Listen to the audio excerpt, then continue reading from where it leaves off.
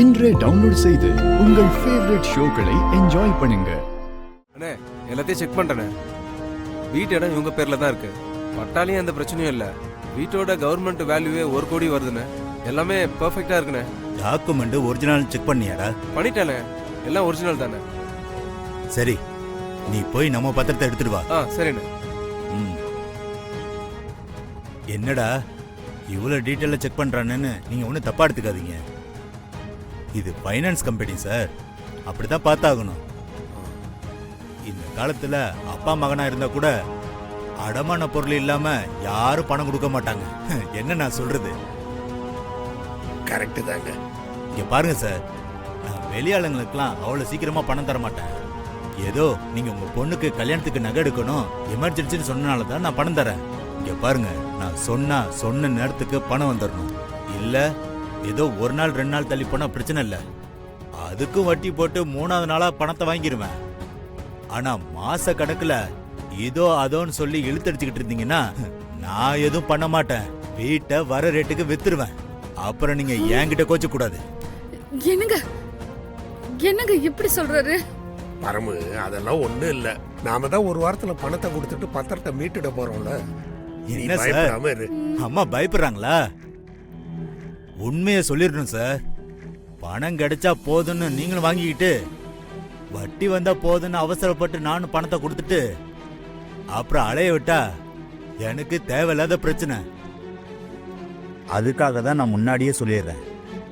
அதனால உங்களுக்கு சம்மதம்னா பத்திரத்துல கையெழுத்த போட்டு பணத்தை வாங்கிட்டு போங்க. சரிங்க சார், நான் சொன்ன தேதியில கரெக்டா வட்டியோட பணத்தை கட்டிடுறேன். கரெக்டா நடந்துக்குன்னு நான் நம்புறேன். தம்பி, அந்த பத்திரத்தை எடுத்துட்டு வாப்பா. சரி வரேன். அம்மா, எல்லாரும் இங்க இருக்கோம். பூஜைக்கு வர வேண்டிய வருணுங்க. அண்ணா ரெடி ஆயிட்டு இருக்காங்க. மாப்பிள்ளை ரெடி ஆயிட்டு வரதுக்குள்ள கல்யாணத்தை பத்தி பேசி முடிச்சலாமா சம்பந்தி?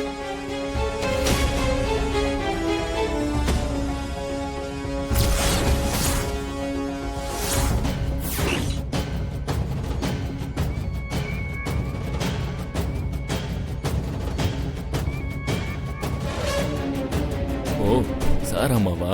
இன்னைக்கு ஓமம் அனல் பறக்க போகுது, பாப்போம். அண்ணாமலை, சாரா கூட யார் இவங்களாம்? அண்ணாமலை, ஒரு நிமிஷம் இருங்கக்கா.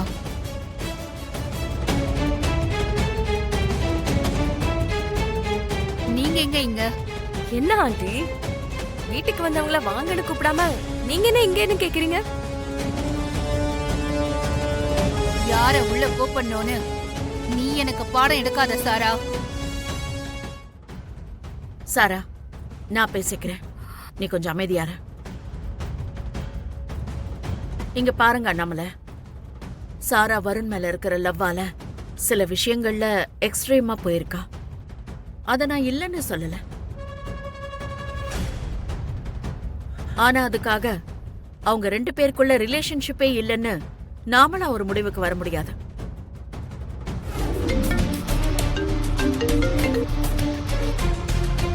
வீட்ல இருந்துகிட்டு எதுக்கு மாமா கால் பண்றீங்க?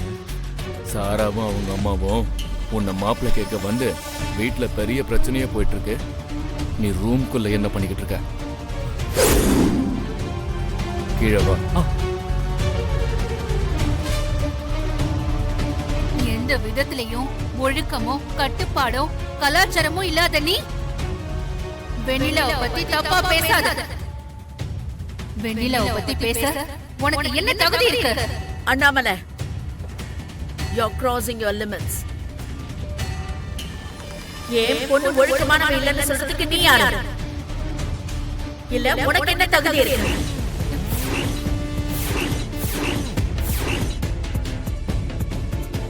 அதானே, மாடர்னா ட்ரெஸ் போட தப்பான பொண்ணுன்னா பிசினஸ் பண்ணிட்டு நம்பர் 1 இருக்க நீங்க மட்டும் ஒழுங்கா? யோ, யார பத்தி என்னையா பேசுற? வருணா, வருண், ஏய் கையறா, இது பெரிய இல்லையா? வருண் என்ன பண்ணிட்டு இருக்காரு?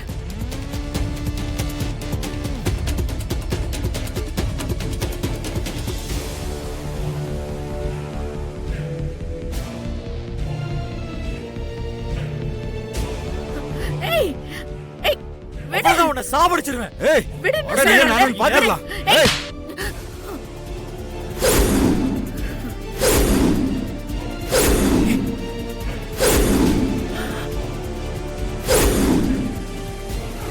எப்படியோ பரமு ஒரு வழியா பணம் கிடைச்சிடுச்சு.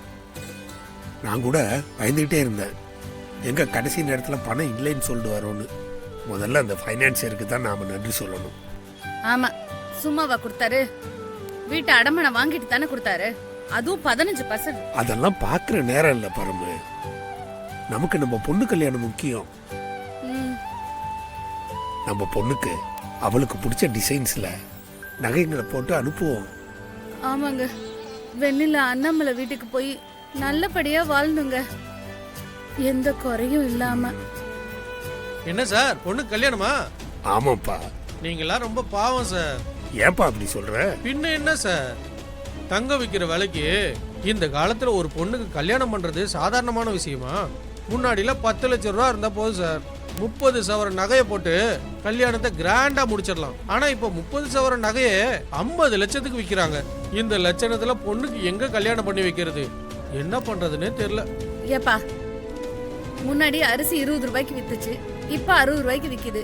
அதுக்காக அரிசி வாங்கி சாப்பிடாமலா இருக்கும்? அது மாதிரி தாப்பா இதுவும். பொண்ணுங்க கல்யாணம் பெத்தவங்களோட கடமை, அத நம்ம சுமையா பார்க்க கூடாது. நல்லா பேசுறீங்கம்மா. நீ வண்டியை ஓட்டு.